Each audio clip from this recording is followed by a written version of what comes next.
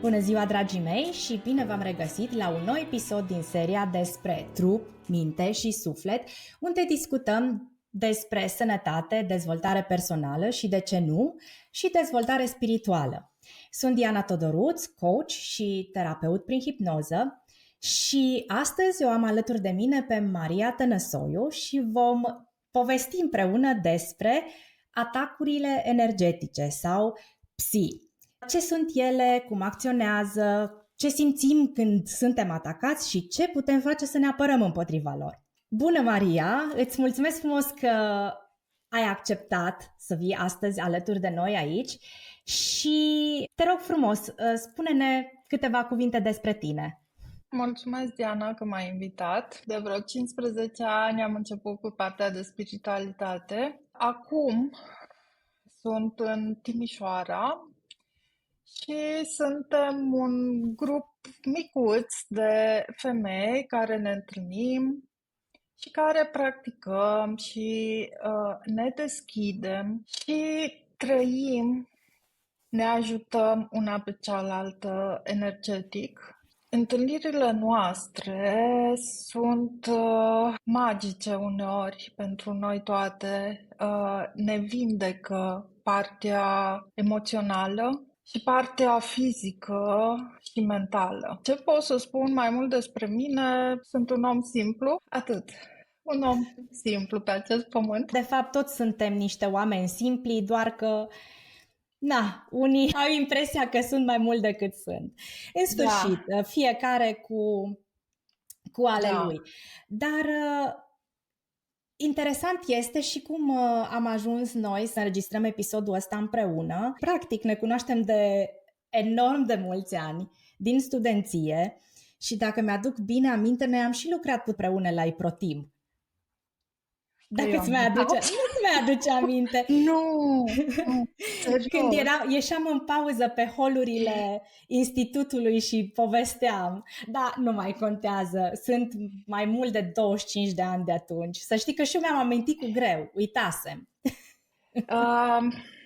Hai că vreau să spun câteva chestii despre amintire. Eu aveam foarte puține amintiri. Din copilărie, de peste tot, din toată viața mea. De vreo câțiva ani, de vreo 9 ani, învățătorul meu este șaman, Alexander, și de 2 ani fac parte din școala lui șamanică și practic constant câteva practici.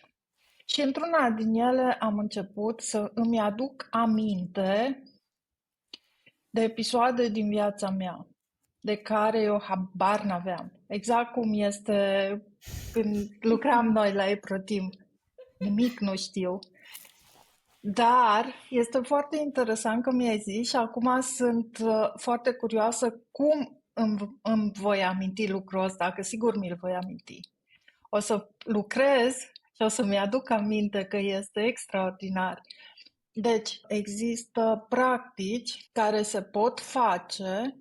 De exemplu, dacă în trecut am avut evenimente foarte urâte sau evenimente în care am pierdut foarte multă energie prin supărări, prin decese, prin schimbarea locului de muncă sau concedieri sau lucruri grele, putem, prin practici, să ne luăm energia, nu amintirea, ci energia din acele evenimente, să o aducem în prezent, după care o putem duce în viitor, în proiectele noastre viitoare, în ceea ce vrem să facem.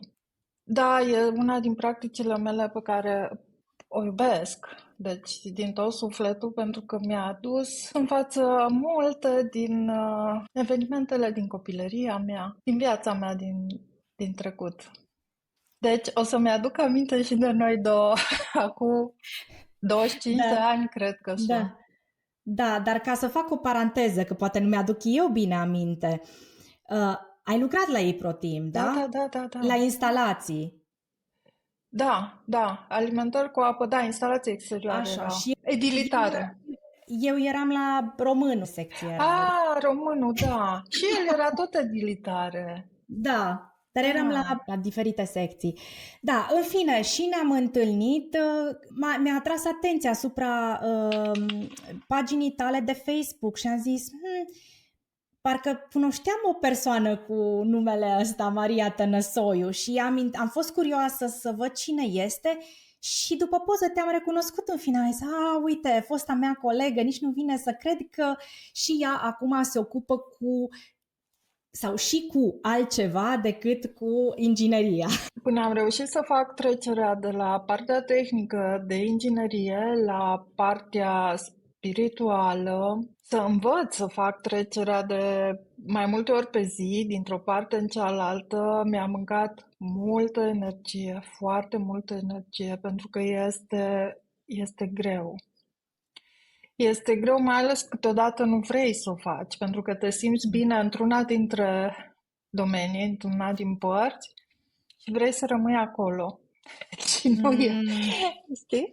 Și nu e ok, pentru că până la urmă toată viața noastră este de a învăța să schimbi, să te schimbi funcție de evenimentele din viața ta sau evenimentele exact. din ziua respectivă. Să fim niște actori cât mai buni, astfel încât să nu fim răniți, să nu fim răniți de ceilalți și de noi, Da, să nu ne exact. rănim singuri.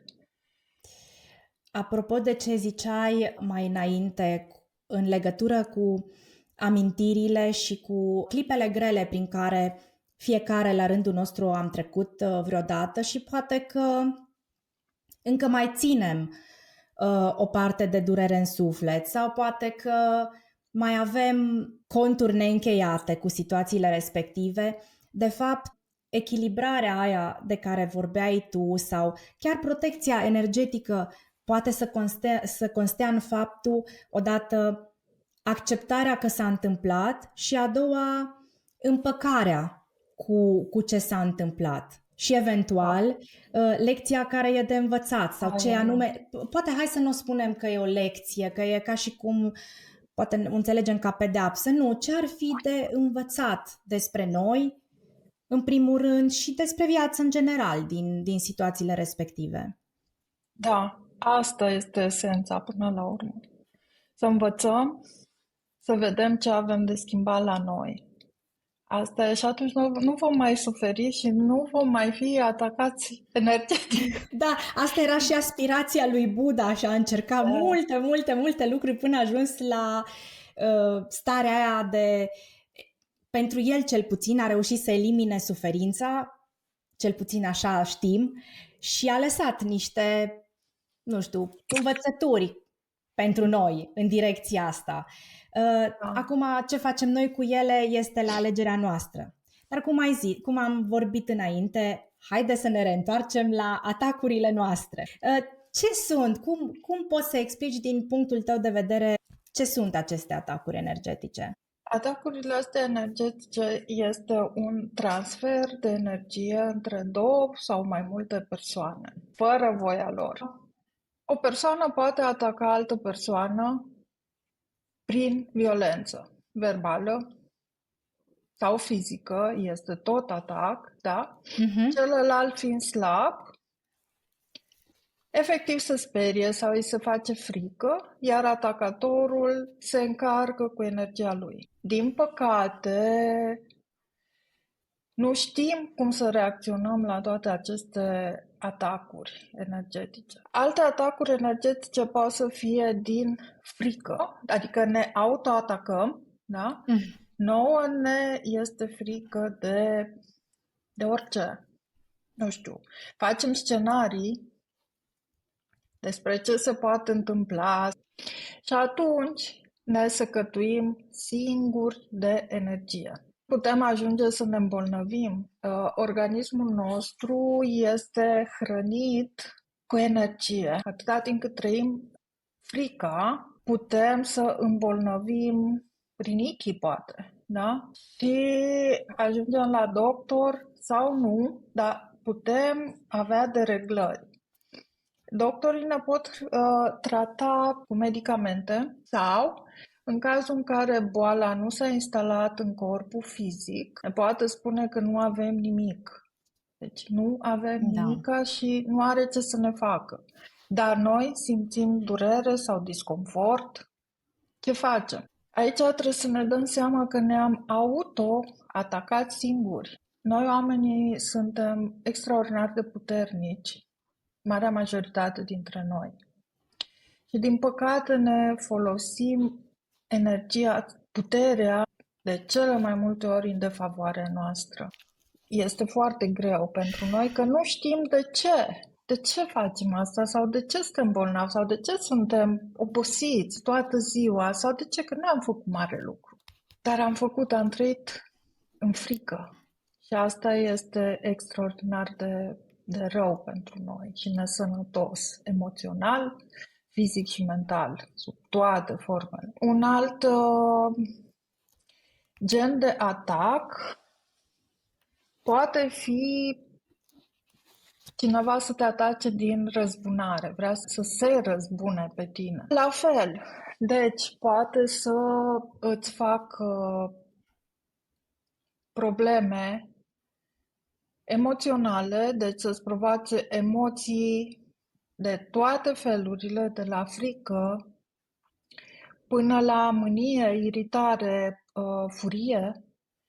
Și astea sunt emoții care îți consumă foarte mare parte din energia ta. Un alt mod de a ne autosabota noi sunt gândurile noastre zilnice, că avem o multitudine de ele și nu mai știm ce să facem cu ele și de unde vin și ce fac. Uite, de exemplu, noi părinții, când ne protejăm copilul sau persoanele dragi, luăm asupra noastră o parte din emoții, o parte din sarcinile zilnice pe care le-au de făcut, o parte din tânguielile lor și văicărelile lor.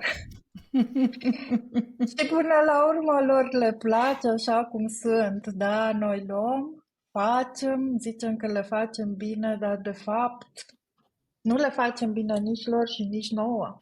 Pentru că ei, după ce le facem noi binele, o să ajungă în acea situație. Peste o zi sau peste 5 zile sau un an vor fi în acea situație. Și noi o să rămânem frustrate, pentru că eu te-am ajutat. Și ce ai făcut? Ești în acea situație. Da? Da, asta este un caz uzual. La mame în special. Jignirile. Iară sunt când te enervezi și te înfurii pe cineva, te apuci și îl jignești. Nu contează că e adevărat sau nu e adevărat. Persoana cealaltă, dacă este slabă, îți cedează energie fără să vrea. Pur și simplu. Lasă capul în jos, ia postura de om necăjit și prin asta efectiv îți cedează energie. Toți am făcut lucrurile astea cel puțin o dată în viață, pentru că sunt destul de naturale. Și de multe ori m-am gândit, învăț, îmi vindec o grămadă de traume, îmi măresc, îmi amplific puterea personală, îmi vindec trecutul. Dar dacă nu sunt atentă și în prezent, pot să adaug și pot să trăiesc alte traume.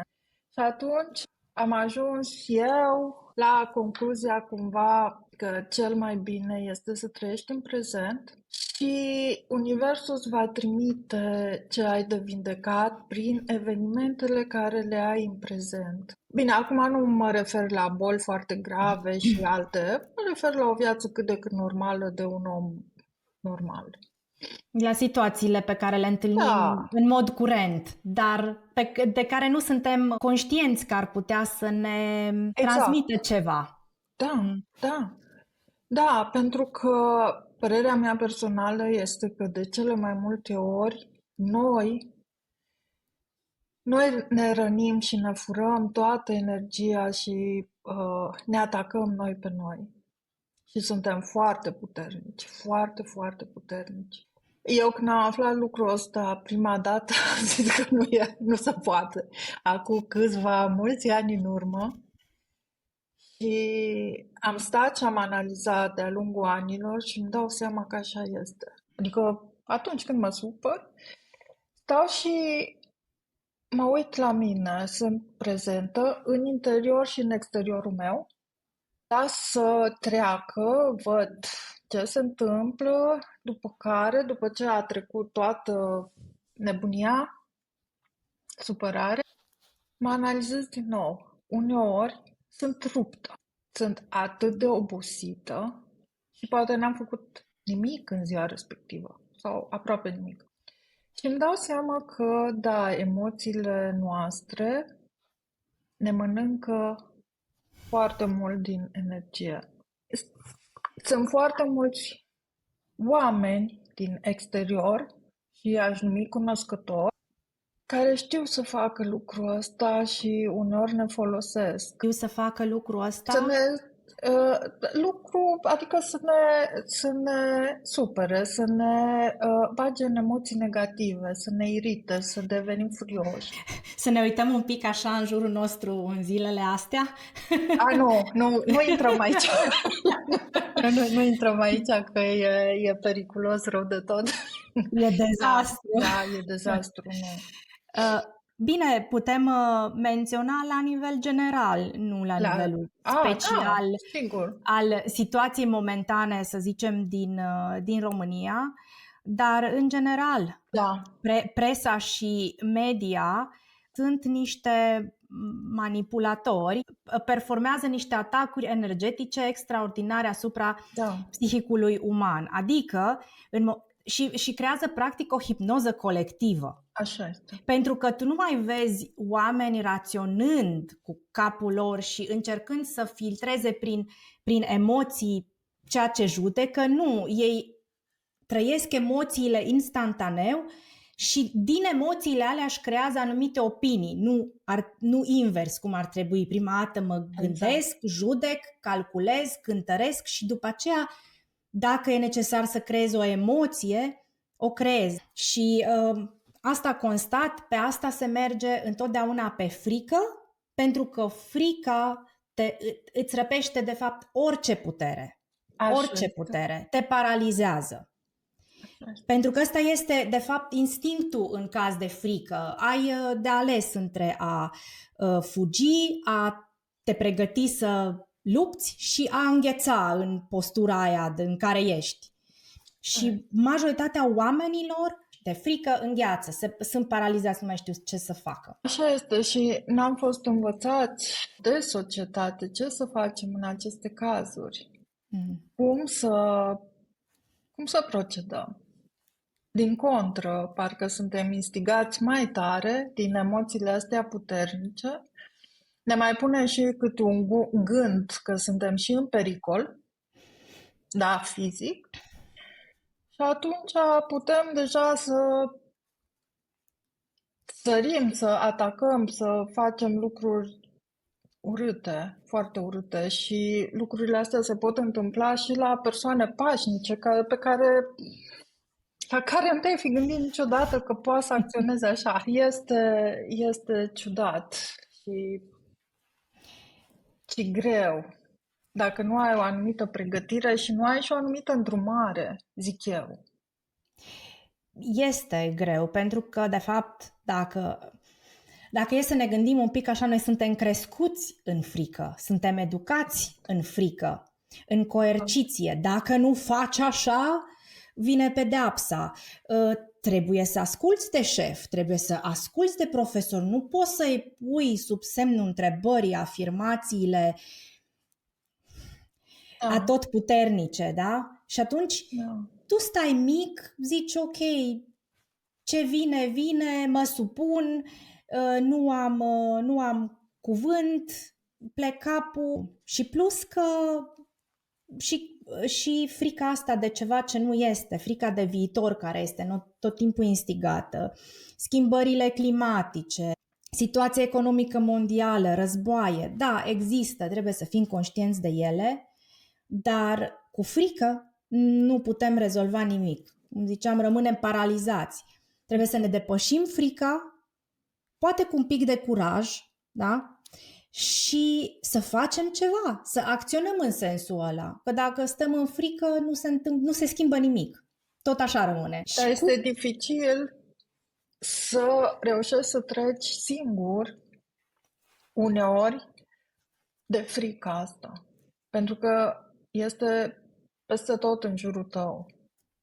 Și atunci nu știi ce să faci dacă vezi că sunt mulți oameni în jurul tău care trăiesc aceeași frică cu intensitate diferită în funcție de persoană. Cum poți să treci? Ce poți să faci?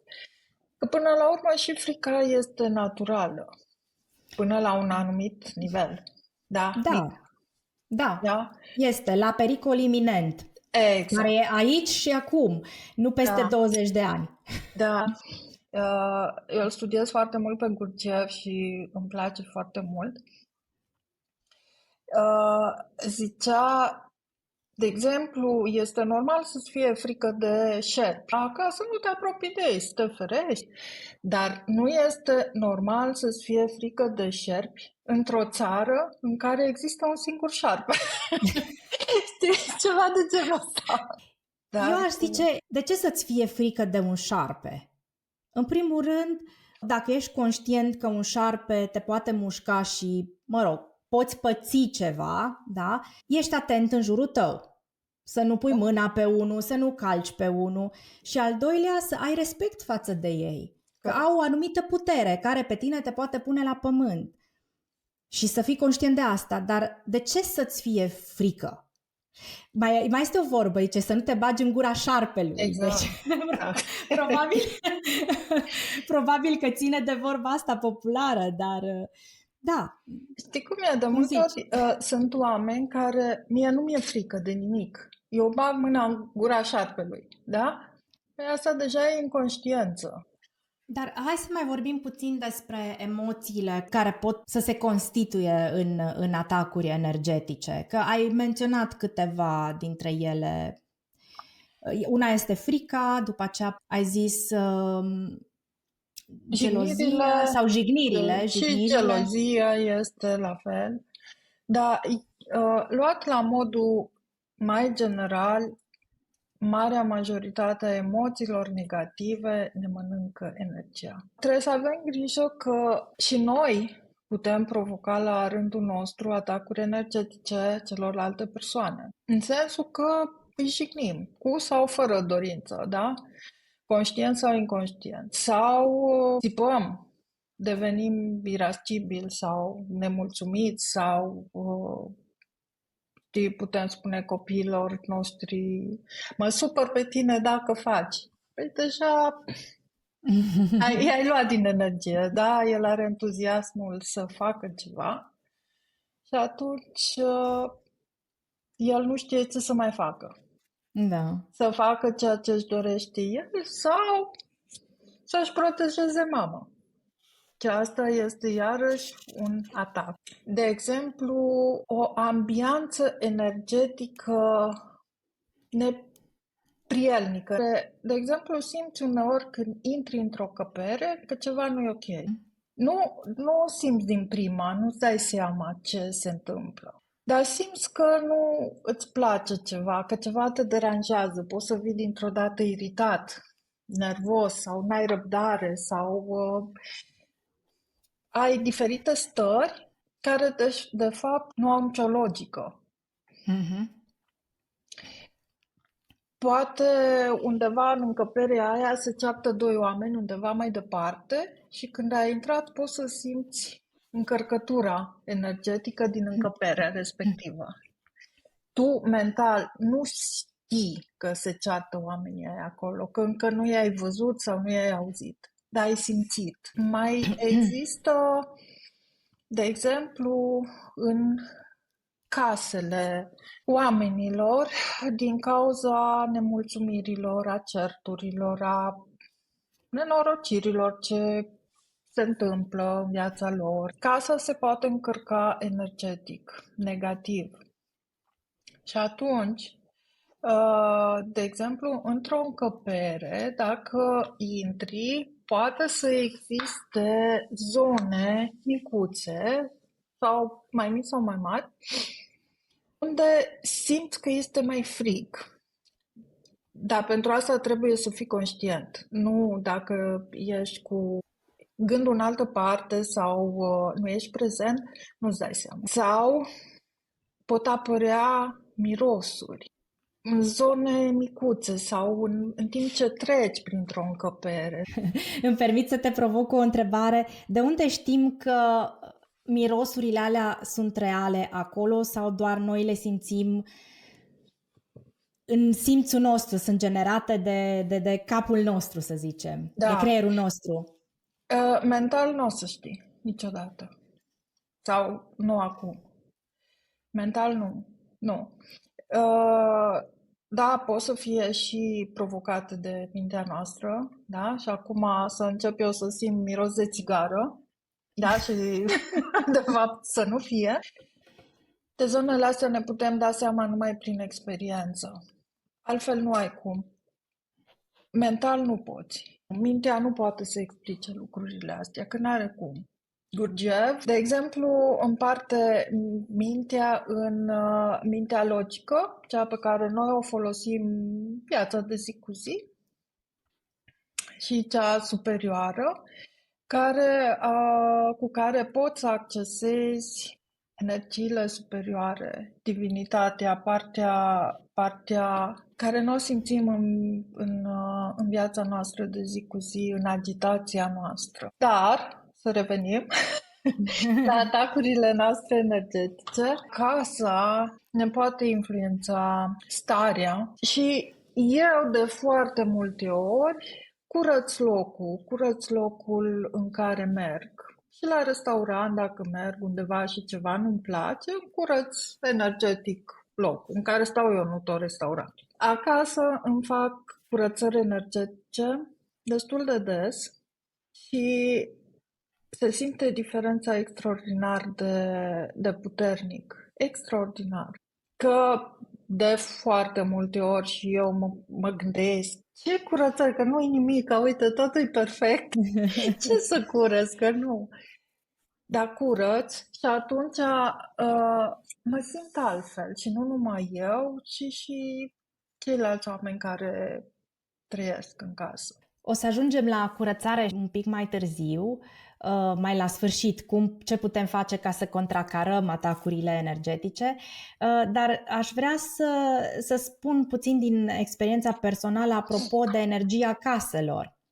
Pentru că unde am stat mai de mult era o casă mai veche, dar mi se părea extrem de rece în permanență. Acum, poate că era pe partea de nord-vest, poate că era mai veche și nu era foarte izolată, poate.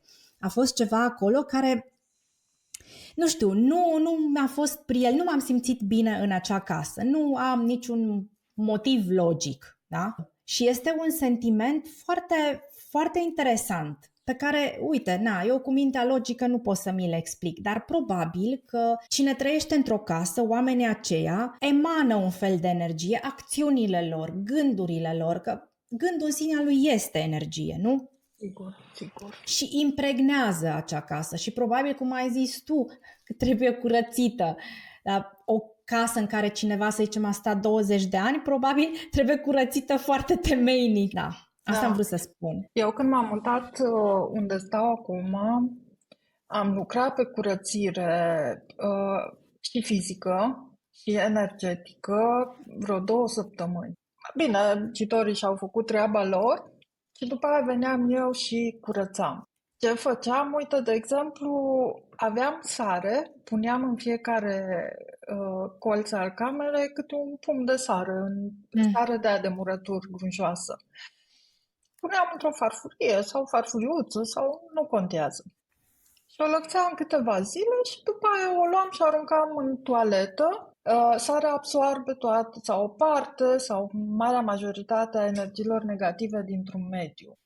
Și atunci e foarte bine să pui sare în birou, de exemplu. Bine, acum nu trebuie să fie vizibilă că nu, te atacă alții că te-au făcut sarea de bucătărie pe birou.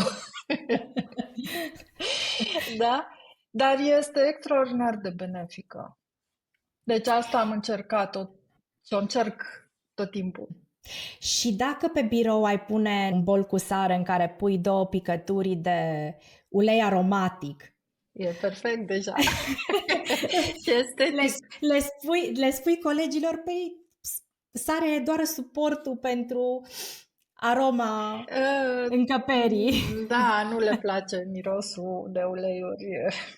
Aici e o problemă la mine, că eu folosesc foarte mult uleiurile aromatice, numai că nu și persoanele din jurul meu le acceptă. Ca să concluzionăm un pic despre cum acționează aceste atacuri energetice, odată vin din interior prin faptul că noi ne autocreăm aceste emoții negative, pentru că și în condițiile în care noi ne justificăm, uite, persoana respectivă m-a jignit sau nu mi-a vorbit frumos sau nu mi-a îndeplinit așteptarea într-un fel sau altul și eu sunt frustrat, nervos, nemulțumit. Emoțiile astea nu depind de persoana respectivă, ci de noi, de așteptarea noastră față de acele persoane. Și pentru că este aproape imposibil să schimbi pe altcineva, singurul pe care îl poți schimba ești chiar tu, să-ți schimbi perspectiva, percepția pe care o ai față de persoanele respective, să nu le mai lași să te irite sau să-ți provoace acele emoții negative. Totodată mai există și atacuri care vin din exteriorul tău.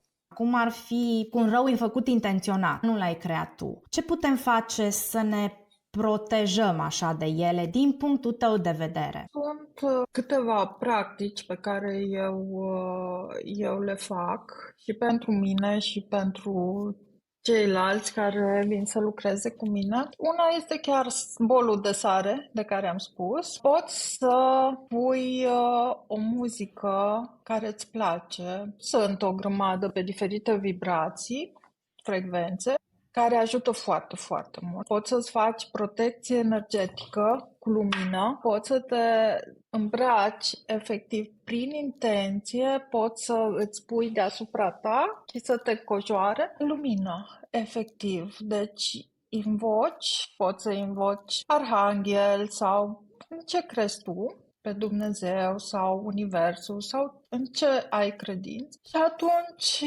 invoci să te îmbrace într-o lumină, într-un con de lumină aurie. Intenția este foarte importantă și după aia să vizualizezi, dacă poți. Sunt persoane care nu reușesc să vizualizeze, nu e nicio problemă, aia nu înseamnă că nu se întâmplă.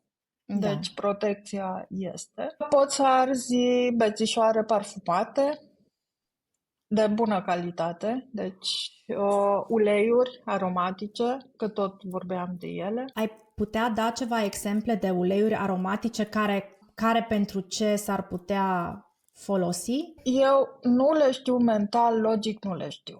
Dar am vreo 30-40 de uleiuri, am o cutiuță și atunci mă conectez la persoana respectivă care are nevoie și mă duce, deci efectiv merg la uleiul care trebuie. Așa logic nu știu să spun. Nu instinctiv, intuitiv. Alegi. Da, da. Și atunci nu dau greș niciodată. Deci niciodată. Apropo, se pot face băi, îți umpli vana cu apă și poți să pui 2 pumni de sare grunjoasă și câteva picături de ulei. Depinde ce uleiuri vrei. Poți să pui și lavandă dacă vrei pentru liniștire. Depinde ce intenție ai când faci baie. Chiar o metodă care mie îmi place și știu că și tu o practici, plimbările prin natură, în natură, în Natură. pădure, dar într-o stare meditativă, nu cu gândurile noastre. Deci nu că mă duc să gătesc, ce gătesc, mă duc să fac curat, ce face copilul, ce fac vecinii, ce fac la lucru. Mă plimb sâmbătă și duminica aproximativ o oră, două. Am o pădure în jur și respir. Respir conștient și elimin toate energiile negative cu intenție, da, le elimin și mă curăț. Efectiv, intru într-o stare de pace și de liniște și vin acasă atât de încărcată și atât de bine și liniștită, chiar dacă sunt obosită fizic, un pic. Oboseala fizică e una și cea emoțională sau psihică este cu totul alta și plimbările în natură ne încarcă cu energie pozitivă, pentru că dacă privești natura în jurul tău, îți oferă un cadru sigur și stabil, cel puțin pentru moment, pentru că în final nimic nu e sigur și stabil în viața asta, dar îți oferă o energie pozitivă și plimbările astea se pot folosi, cum ai zis tu, în mod meditativ, adică pur și simplu să, nu știu, poate să admiri copacii, plantele, cumva să te detașezi de gânduri, să respiri energia curată sau aerul curat și să expiri emoțiile negative, gândurile negative. Dar totodată eu o folosesc și pentru momentele de autoreflecție, să reflectez mai bine la anumite lucruri și foarte multe idei și foarte multă inspirație îmi vine în natură. Da, așa este. Natura are o influență foarte, foarte mare asupra oamenilor și natură sau copacii trebuie și ei curățați energetică și până la urmă și ei se încarcă cu tot felul de energii. Da, una este să fie un copac în mijlocul unui oraș foarte mare și una este un copac într-o pădure, mai Da. la marginea unui sat. Păsările, iarăși animalele, ne încarcă extraordinar de mult. Eu am în jurul casei foarte, foarte mulți brazi. Am avut o perioadă când zilnic îi curățam energetic și seara îi spălam cu furtunul, cu jetul de apă. Și în meditațiile mele mă conectam la puterea lor, la stabilitatea lor, la încredere. Deci e o practică foarte folosită în șamanism și îți dă foarte multă vigoare. Deci pur și simplu ești alt om din meditația respectivă, din conectarea cu copaci, mai ales aia care sunt mai mari, mai viguroși și sănătoși. Practic e un fel de reconectare cu esența pământului, cu esența vieții. Da. Da. Putem să ne conectăm la soare sau la lună. Energia lunii este o energie specific feminină și este extraordinar de puternică. Iar energia soarelui este o energie masculină care ne ajută să ne realizăm proiectele. Deci conectarea la soare ne dă extraordinar de multă putere în proiectele noastre și în viața noastră de zi cu zi. Cred că se leagă în esență de istoria omenirii, pentru că oamenii, cred că de la începuturi au căutat cumva prin simboluri să aducă în viața lor acele caracteristici, să se impregneze de acele caracteristici, care să-i ajute să treacă prin viață cât mai bine. Așa este. O altă metodă, ca să ne curățăm mediul înconjurător sau pe noi, este să ardem plante sacre, considerate sacre la șaman și nu numai. De exemplu, salvie. Salvie uscată, ardem și curățăm mediul înconjurător și pe noi. Bine, acum este foarte importantă intenția. Da, îți pui intenția ca să cureți corpurile, toate corpurile tale energetice și arzi salvie. Poți să-ți cureți câmpurile energetice prin meditație. Metode sunt și sunt extrem de simple, sunt la îndemâna oricui. Acum, dacă atacurile sunt făcute de oameni care știu și o fac intenționat, atunci o să ai nevoie de un specialist care să vină și să-ți facă alte practici, alte terapii, să ieși din toată nebunia asta. Singur nu o să pot. Având în vedere că majoritatea acționează prima oară asupra corpului emoțional și dacă sunt continue și permanente, până la urmă generează și probleme în corpul fizic al omului. Poți să ne spui mai multe despre asta? Dacă atacurile sunt cât de cât ocazionale sau făcute de oameni fără foarte multă experiență în așa ceva, atunci poți să-ți apară o stare de rău generală, poți să ai dureri de cap, stări de vomă sau diaree chiar, poți să ai stare de iritare, de apatie, treci dintr-o stare în alta, fără cauze logice. Deci, în primul rând, trebuie să recunoaștem aceste stări. Că dacă nu le recunoaștem, nu știm ce avem de făcut. Poți să te duci să iei o pastilă de cap și ai să vezi că nu o să-ți treacă. Și te duci la medic și o să zică că n-ai nimic. Sau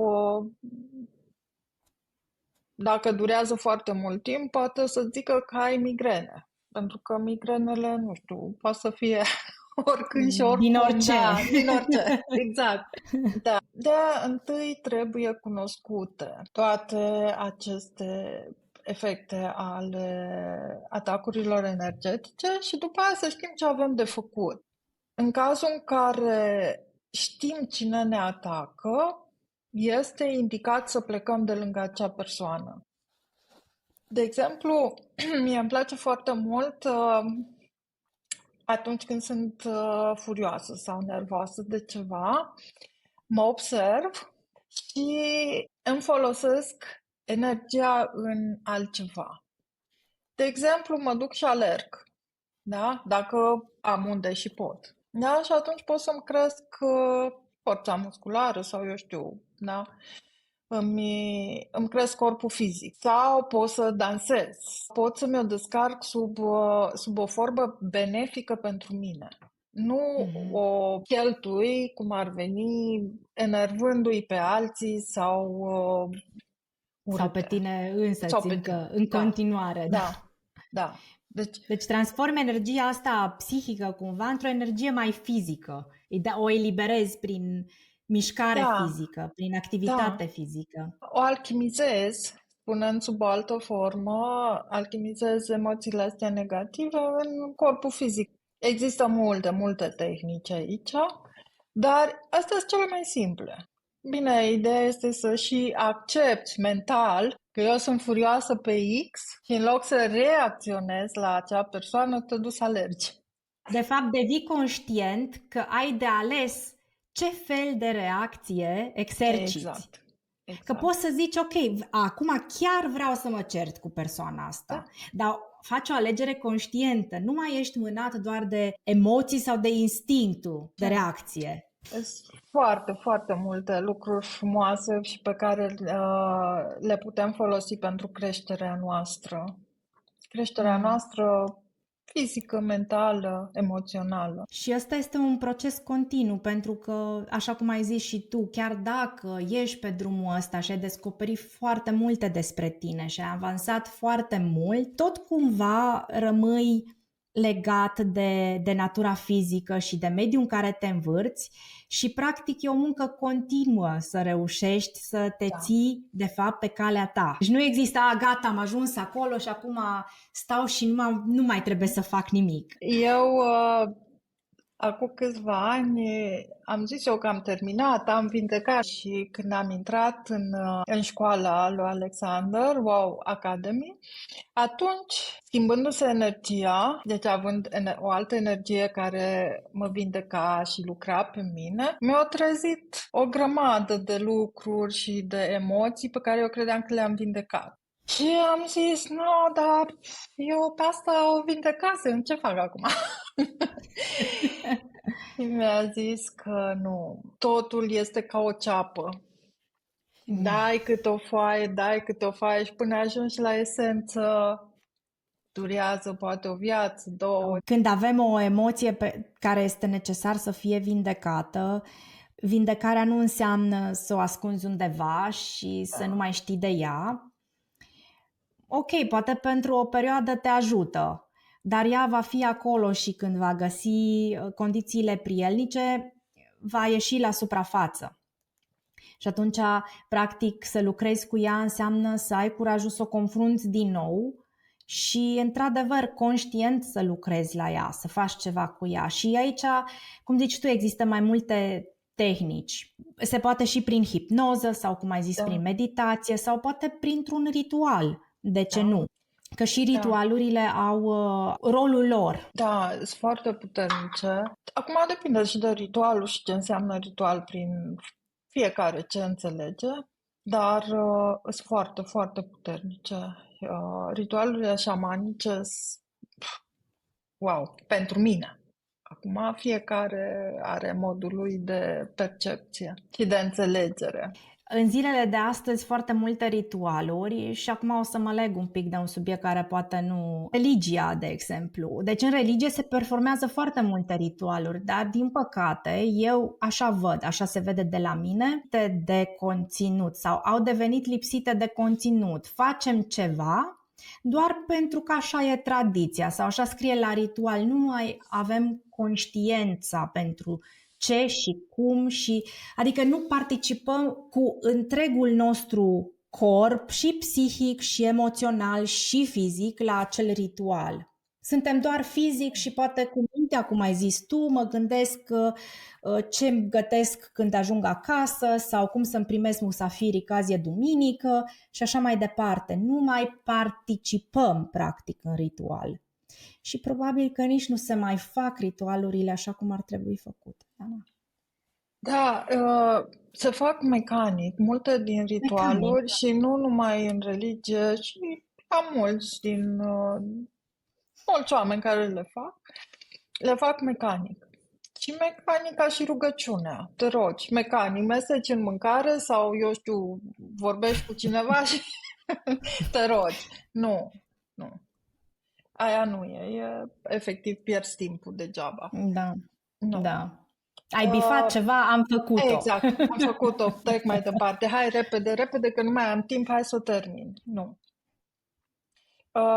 Tehnica se poate să o găsim peste tot, că nu sunt inventate de mine sau de cineva, sunt tehnici vechi și așa, dar energia din spate și starea în care intri și emoția și lipsa de gânduri, lipsa gândurilor, astea de fapt dă succes practicii respective și îți vindecă corpurile tale, toate corpurile tale. Faci un proces conștient. Da. Da, adică nu te lasă să trăiești, să fac o practică, vedem noi ce iese de aici. Nu. Da, iese ceva. Dar iese eventual, dacă mai faci cu cineva, ce vrea celălalt, ce vrei tu. Da, sunt câteva reguli de bază care trebuie respectate. Ritualurile șamanice sunt mai deosebite un pic. Se bate toba șamanică, se scot tot felul de sunete de animale, Da, e un pic mai deosebit și dacă nu știi nimic despre lucrurile astea, te sperie. Te sperie. Și am avut Care parte din tine se sperie? mintea, normal. Da, da. Am avut una din fetele cu care lucrez eu, a venit prima dată la un ritual șamanic, a venit cu mine la altcineva și a trebuit să o susțin energetic, altfel fugea de acolo. Eu nu mai puteam, era frică, nu știam ce se întâmplă și zice, dar după aia m-am liniștit, atât de frumos și atât de bine a fost. Da, mintea interacționează atunci pentru că nu-i se pare nimic normal din ceea ce se întâmplă și devii speriat. Nu mai ai nicio siguranță, nu mai știi ce se întâmplă. Poți să intri într-o transă extraordinar de profundă și atunci deja nu mai ai control, nu mai ai nimic. Ce faci?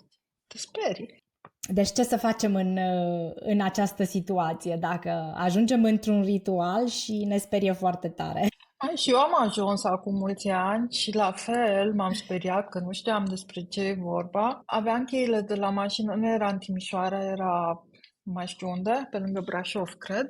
Și aveam cheile de la mașină în buzunar și știu că băgam mâna în buzunar, țineam strâns de cheie și am zis, da, dacă se întâmplă ceva în cheile și am fugit, mă sui mașina și plec. Deci ai avut un plan de urgență. Da, exact, un plan de urgență, exact așa. Și după o perioadă de timp am reușit să intru în transă și a fost extraordinar de bine. Dar mi-a rămas amintirea și acum o trăiesc când mi-aduc aminte. Da, numai că trăiesc cu bucurie și râd și îmi place. Da. Înțeleg că e nevoie de un pic de pregătire înaintea unui astfel de ritual. Dacă nu ești în domeniul spiritualității sau dacă nu cunoști absolut nimic și ești foarte mental, da, ar trebui să știi câte ceva. Să știi ce se întâmplă. Exact, că poate te aștepți la altceva și e altceva. Încet, încet am ajuns și la finalul înregistrării noastre și mă întreb dacă ai putea recomanda ceva oamenilor din România, românilor în general, care în această perioadă și probabil că și în perioada următoare, după cum se pare, vor fi supuși unor atacuri energetice și de manipulare îngrozitoare. Ce pot face ca să ajungă totuși să se înțeleagă unii cu alții, să nu se certe în cadrul familiilor, copii cu părinți, frați între ei și așa mai departe? Deci ce să facă oamenii să reușească să se protejeze un pic? Da, acum energiile sunt foarte puternice și foarte contradictorii. Cel mai bine este întâi să ne dăm seama de ele, să le conștientizăm, să le vedem, ghilimele de rigoare, să le simțim și să știm ce sunt. Și după aceea, partea mentală să ia controlul cumva, adică, bun, mă duc și mă cer cu soția, mă duc și mă cer cu prietenul pentru că, nu știu, orice, nu. Poți să mergi să faci mai mult sport, poți să alergi, poți să mergi la sală și atunci toată energia asta se poate transforma. O poți transforma conștient în altceva și vii acasă liniștit. Ieși în oraș cu prieteni, iară liniștit și bucuros și fericit că te întâlnești cu ei. Nu... De evitat discuțiile pe temă specifică. Da, clar. Da. Un trai cât mai echilibrat acum, modul în care te hrănești, ce mănânci, cum mănânci și iarăși de evitat televizorul, știrile și toată zarva care se face. Deci asta e esențială. Meditația, cei care practică. Delimitarea conștientă de sursa care le produce agitația și starea negativă. Da, pentru asta o să fie foarte, foarte greu, pentru că la un moment dat ne lăsăm cumva antrenați. Poate aș sugera oamenilor să-și pună întrebarea, indiferent care e persoana cu care au conflictul, că e soția, că e copilul, că e mama, că e prietenul, că e vecinul sau colegul de serviciu, cum poți să lași această relație să fie împietată de cuvintele unor nei ca nimeni? De altfel, părerologi și ei, ce sunt deținătorii adevărului? Nimeni nu este deținătorul adevărului. Dar vor așa să pară că ei și doar ei spun adevărul. Nu. Sunt și ei niște oameni și au niște interese. Sunt plătiți și de ăia și de ăialalți, adică banul nu are miros, nu se știe de unde vine. Și atunci de ce să ne aplecăm urechea și la acele persoane și să îi ignorăm pe cei de lângă noi și să ne certăm cu ei și să, nu știu, întreținem niște relații foarte tensionate. Pentru ce? Oare merită? Da, cel puțin acum, în perioada asta, este foarte, foarte greu. Mă uit la oamenii din jurul meu. Efectiv, cu o prietenă vorbeam zilele trecute și de la discuții drăguțe ajunsesem, știi, cumva simțeam cum mă atacă. Nu vorbele, ci energetic în spate și suntem prietene, da? Și am zis, știi ce, te rog frumos, hai să încheiem acum discuția. Zic, hai că vorbim peste mâine sau poi mâine. De ce, de ce? Nu e ok acum. Zice, bine, vorbim peste 2 zile. Da, se simțea în spate, chiar dacă eu nu dădeam curs atacurilor, ei erau inconștiente la ea, clar, Da, nu vroia. Dar asta era starea ei interioară. Și atunci o scotea în exterior pentru că eram prietena ei și simțea că poate să aibă încredere să-și dea da, drumul. da. Dar nici eu nu eram atât de armonioasă cu problema respectivă și atunci am zis, știi ce, punem stop. Și vorbim peste 2 zile. Și așa am rămas prietene. Dacă nu pot să Să punem gestionez, stop. Da. da, că se poate să nu pot gestiona în momentul respectiv. Și atunci pui stop. Stop, domnilor Da, politicieni sau ce sunteți, nu ne mai invadați viața, vă da, rugăm frumos. da. Și din asta avem ceva de învățat, clar. Exact. Cred că orice începe cu un prim pas. Deci poate prima dată când ai curajul sau determinarea sau simți că ți-a ajuns și spui gata, nu mai vreau să aud nimic, e un prim pas. Atunci când ți-a ajuns, exact cum spui, stai și analizezi în liniște tot ce s-a întâmplat sau ce se întâmplă, conștient, totul. Da? Pui și cei buni și cei rău. Nu ți-e frică nici de una, nici de cealaltă. Le accepti, dar le accepti cu adevărat, nu spui le accept mecanic.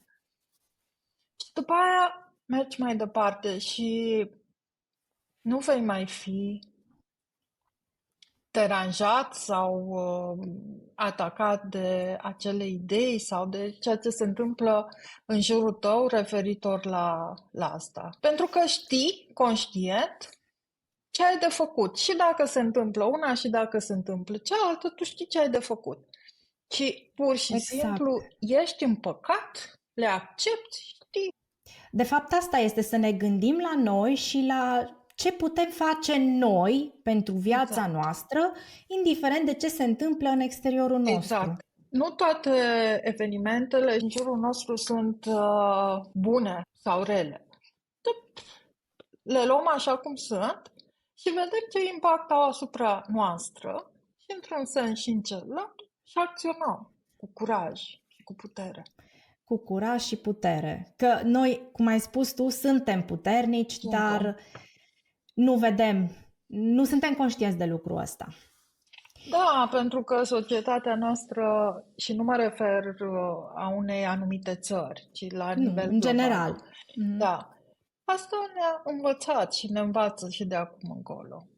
Dar o să fie bine, sigur, pentru noi toți. Mai să știm să învățăm ceea ce trebuie învățat din aceste evenimente care se petrec în viața noastră a fiecăruia dintre noi. Dacă ar fi să adresezi acum celor care ne urmăresc un cuvânt de încheiere sau o ultimă idee, un ultim gând, care ar fi acesta? Am încredere în ei, în puterea lor personală și dacă simt vreodată că nu reușesc sau nu-și găsesc puterea în interiorul lor, să apeleze la un specialist, la un terapeut, coach, ce cred ei de cuvință, ci să aibă curajul să meargă mai departe, pentru că nu este rușine să ceri ajutor.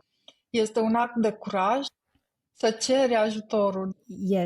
Este și pot Da. confirma lucrul ăsta. Și dacă cineva dintre ascultătorii noștri sau cei care se uită la noi doresc să ia contactul cu tine, cum te pot găsi? Păi o să-ți las numărul de telefon și pe adresa mea de Facebook, Terapii cu Maria Tănăsoiu. Terapii cu Maria Tănăsoiu. Le voi pune și în cadrul final ca cei care sunt interesați să știe cum și unde să te găsească. Da, da, multă putere ne doresc nouă tuturor, că acum avem nevoie de asta. Să ne găsim pacea, liniștea și echilibru emoțional. Îți mulțumesc foarte mult, Maria, mi-a făcut o deosebită plăcere discuția cu tine astăzi. Subiectul ăsta de spiritualitate și, în general, creșterea interioară este atât de vast și nu se poate cuprinde într-o emisiune, nici chiar cel cu atacuri energetice. Poate că vom mai găsi ocazii să depănăm aceste gânduri într-o altă emisiune, într-un alt context. Și până atunci îți doresc mult succes în ceea ce faci și să ne fie bine. Mulțumesc mult de tot și mă bucur foarte mult că m-ai invitat și să avem parte de armonie în viață și înțelegere și iubire. Așa să fie. Mulțumesc mult, Diana. Din suflet. Și pentru cei care ne urmăresc acum, vă mulțumesc că ați stat alături de noi. Vă doresc multă putere să vă protejați de toate acțiunile negative care pot să vă atingă din exterior, dar să plătiți atenție și la cele care le creați voi înșivă din interior, să vă acordați un moment de liniște și de respiro, să încercați să trăiți în momentul prezent, fără gânduri din trecut și cele din viitor, măcar 5 minute pe zi, face foarte mult. Și dacă v-a plăcut emisiunea aceasta, vă rog frumos să vă abonați la canalul meu și să urmăriți și celelalte episoade care vor apărea în viitor. Vă mulțumesc din suflet, aveți grijă de voi, multă dragoste, pace și armonie în suflet!